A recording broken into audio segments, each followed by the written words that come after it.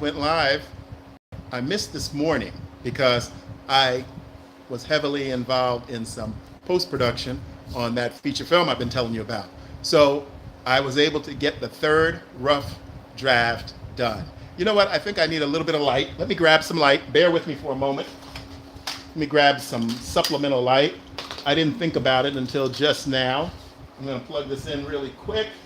Shine a little light on me. It's kind of dark.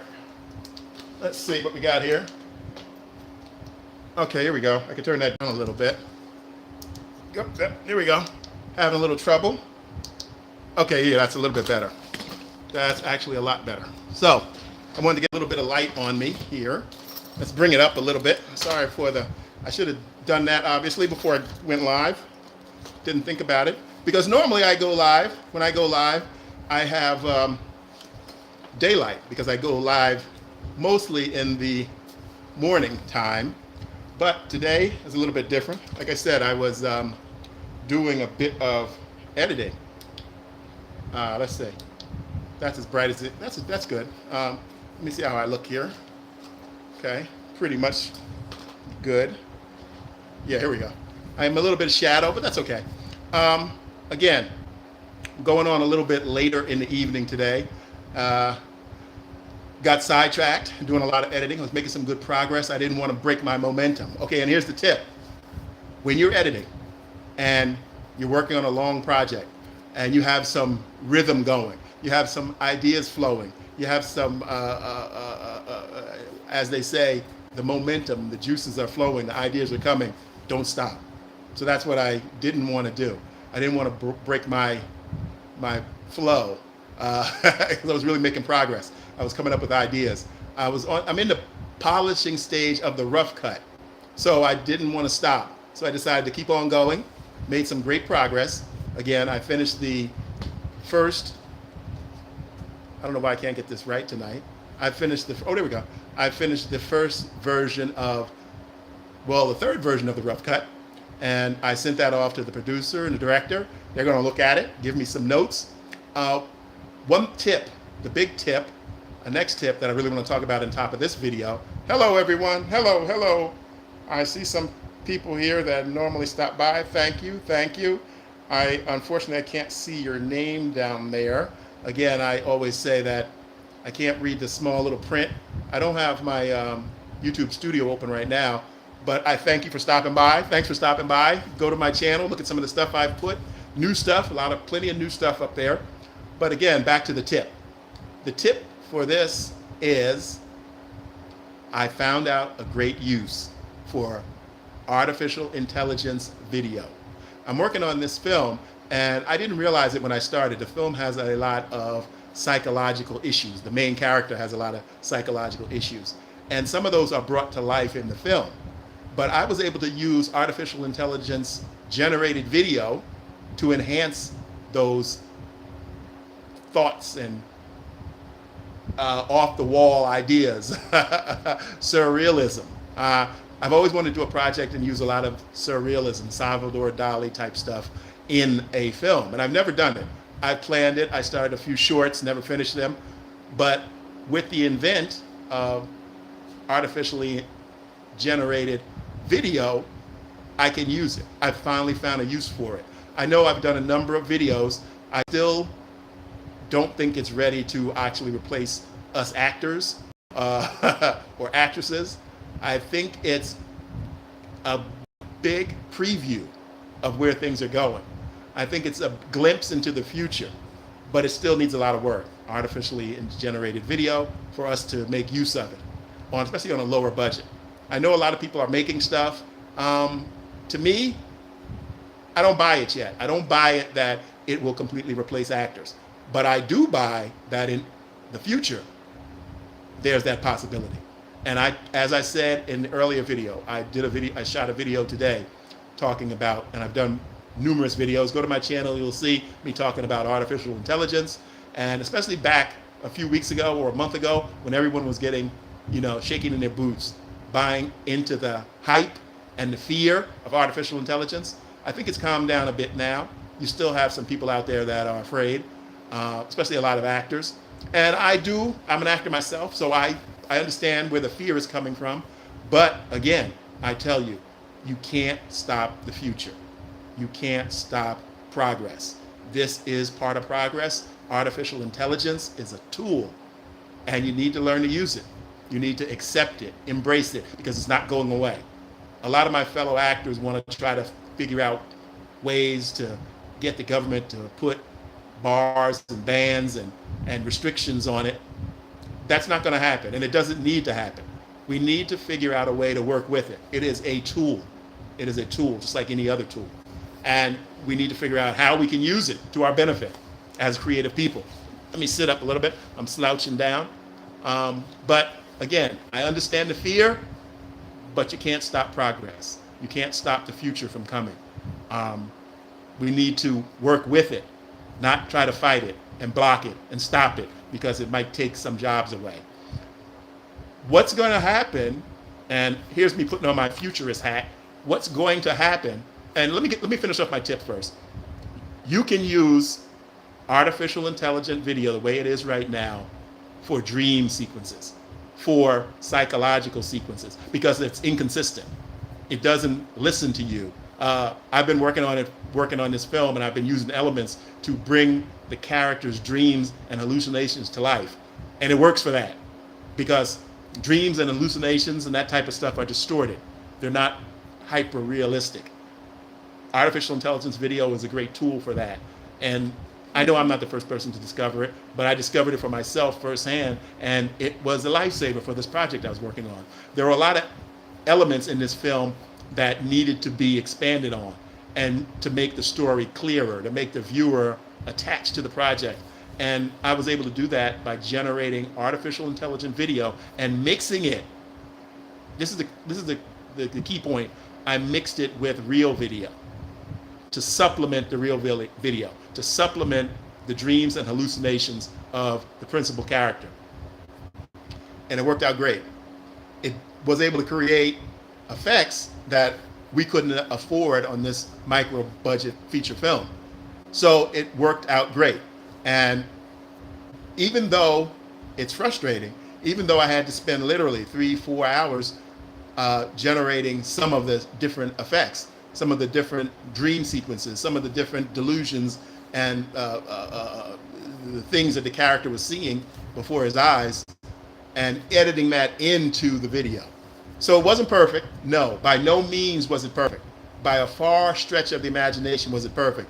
And the frustration factor for me, writing those prompts over and over and over and over, and you're getting a prompt that you like, and then all of a sudden you want to make one little change, and then it just goes off and does something on its own. Sometimes it would double characters. Sometimes it would give a character a third hand, or it would take away the wardrobe and put different wardrobe. Sometimes it would even change the race. It would change a man to a woman right while I was near the end of writing the prompt that I wanted and getting what I wanted.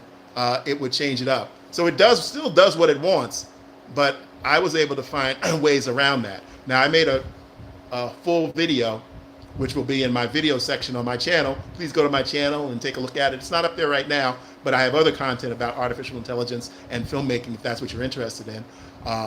But a lot of information about acting, directing, and editing. One thing I want to jump in here and say as I'm giving this tip, please watch some of my go to my channel and watch some of my playlists, because I'm trying to focus on my watch hours. I've almost reached my 1,000 subscribers, and I thank you for your help. I thank all of you who subscribe, and I'm being serious. I thank you, because I'm trying to get monetized here, and obviously I can't do it without you. That's no joke. I can't do it without you, and I thank you for joining my channel. And please share it with anyone who you may think is into the acting, directing, or editing, and they want to know more. They want to ask questions to a guy who's not going to charge them, and I have a lot of answers. I've been doing this for over 35 years. So if you have questions, feel free to email me. People have been emailing me, and I'm answering questions. I'm going into deep detail. I'm giving you true answers to the questions that you have. And my way is not always the only way, but my way is a way to get you started. And I also tell people what not to do. The mistakes I've made, I tell you about those too, so that you can avoid them. But anyway, back to the tip. So artificial intelligence video does have a case use for dream sequences, for hallucinations, for weird thoughts, nightmares. So it's beautiful for that. And I'm even thinking about making a series here, YouTube exclusive, that lends itself to that type of, abstract surrealism, and using a lot of the artificial intelligence generated video to create those images. So it's perfect for that, because a lot of times it's going to create what it wants to do. It's going to do, you're going to ask for something, but it's going to give you something else. And if you're dealing in the dream world, if you're dealing in the realm of dreams and nightmares where things aren't consistent, where things are inconsistent, and any of you that think about some of your dreams, think of the inconsistent elements of your dreams. Maybe you're having a dream and this happened to me not too long ago, a few weeks ago. I was dreaming I was back in high school. And one scene I'm in high school, and in the next scene I'm in college. So the age difference, the mixing up of looks, visual effects, all of those can be created with the artificial intelligent video as it exists right now. But you have to accept some of what it creates, because it's kind of like your partner that wants to have its input. It's kind of like your co-special effects creator who says, oh no, you don't need that, here's what you want. So if you can accept that, if you have the flexibility to do that, then it's a great tool. I just so happen to have that, and that's just a little tip. That's just a little tip. So use it. It's ready for that. You just have to be accepting as to what it gives you, because sometimes you may ask for something. You may sit there and try to write the perfect prompt, explaining every detail, and it does what it wants. It gives you a little bit of what you want, but it gives you what it wants. So if you can accept that, there's a case you study for it there. Dreams, hallucinations, it's working out for that. So I'm thinking of doing something with that as far as a short, either vertical or horizontal series here on YouTube.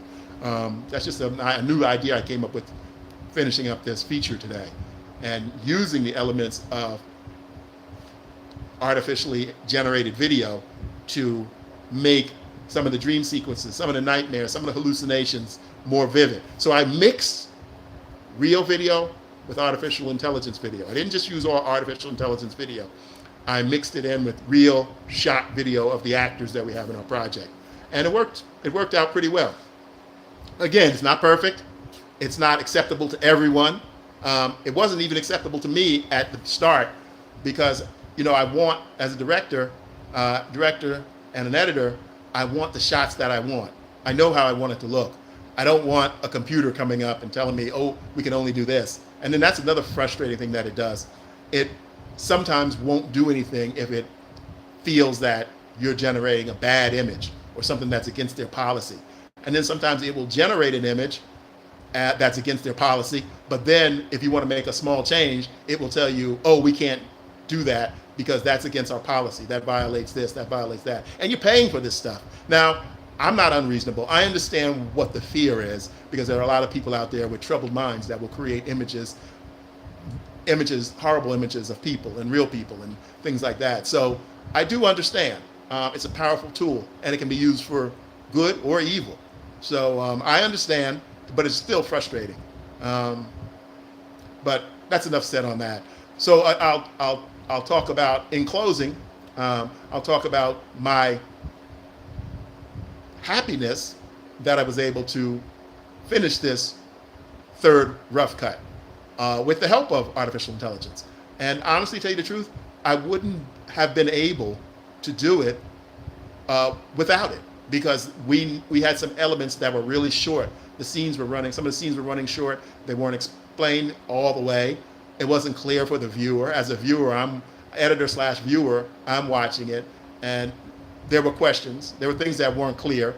And by the use of incorporating and combining real footage with artificially generated video footage, I think it made it a lot clearer, a lot more creative, a lot out of the realm of normal of what I would have done for a low-budget independent film.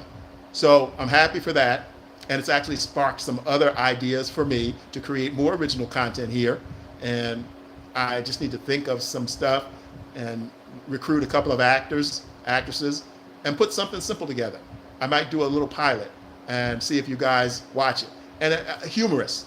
I'm not trying to bring more drama here on YouTube. We have enough realistic stuff with people trying to sell you, trying to sell everyone on how to make it on YouTube. And the way to make it, the CEO of YouTube said the way to make it is to create good content that people want to watch. And that's what I've been doing. That's what I've been focusing on. Not all the tips and tricks of trying to beat the algorithm, all that nonsense.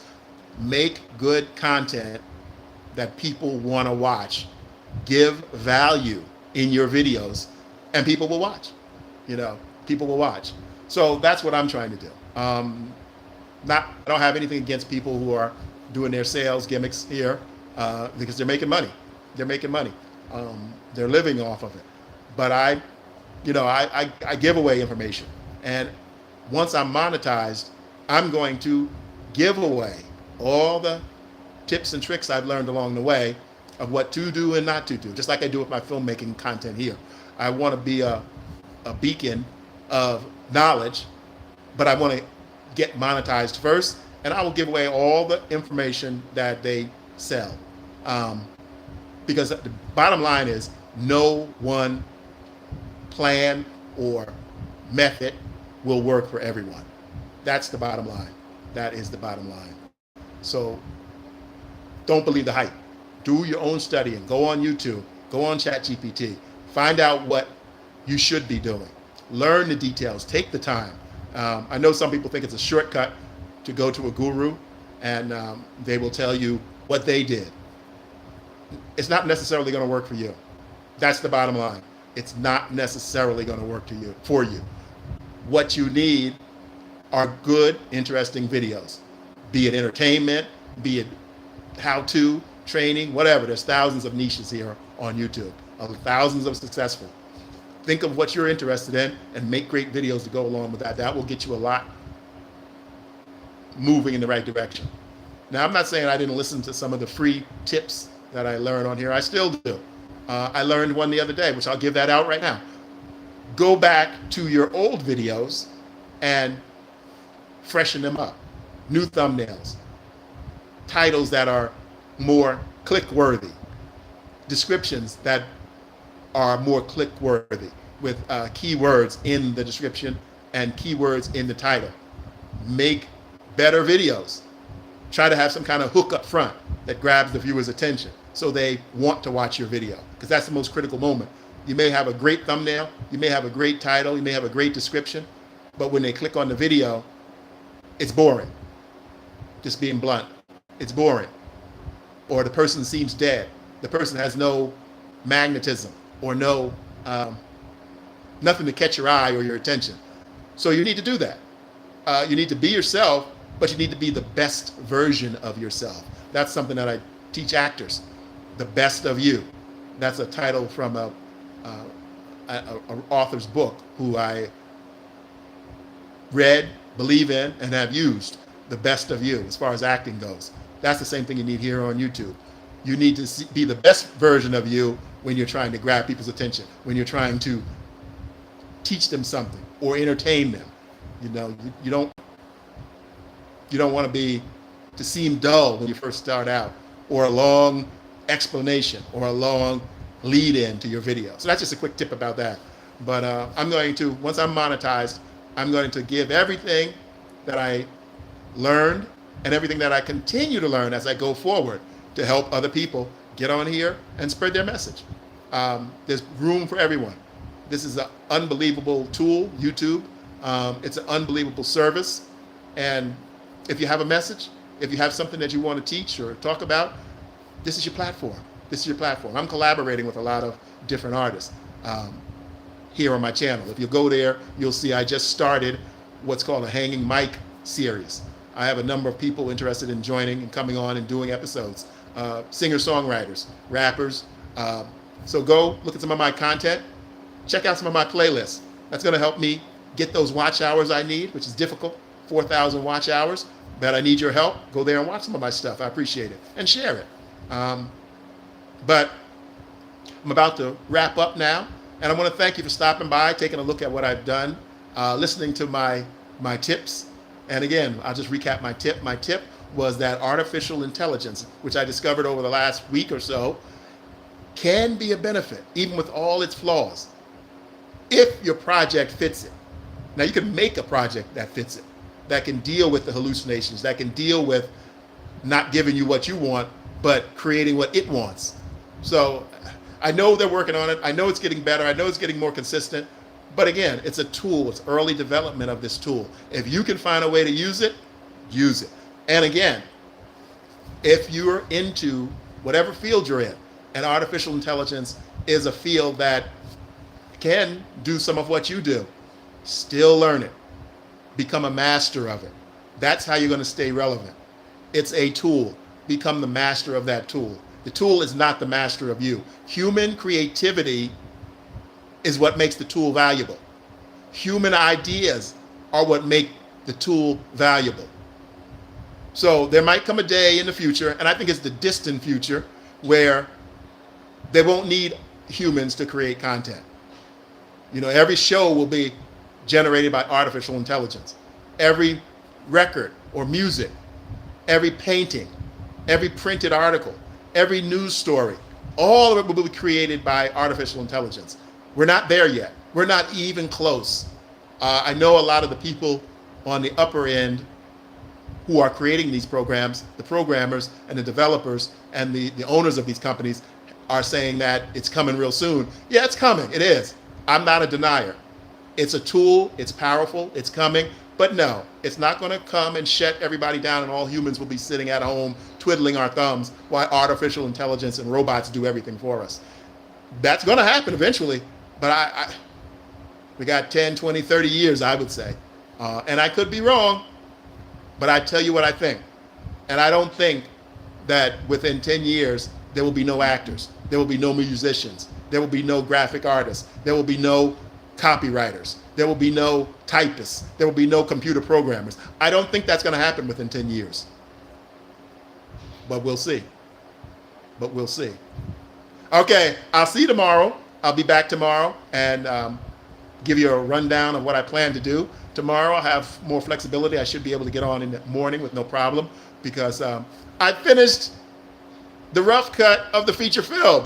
Yay for me! Yay for me! It's hard. It's a great accomplishment. I always feel good when I get the rough cut of a film done. I know it's still a long way to go, but the rough cut is always the hardest part. I call it the rough cut, where I just put everything together and then I turn it over to the producer and director, and they tell me what they like and what they don't like. So I'm glad to be at that stage. I'm glad you're here with me, and I will see you tomorrow. Thanks for watching.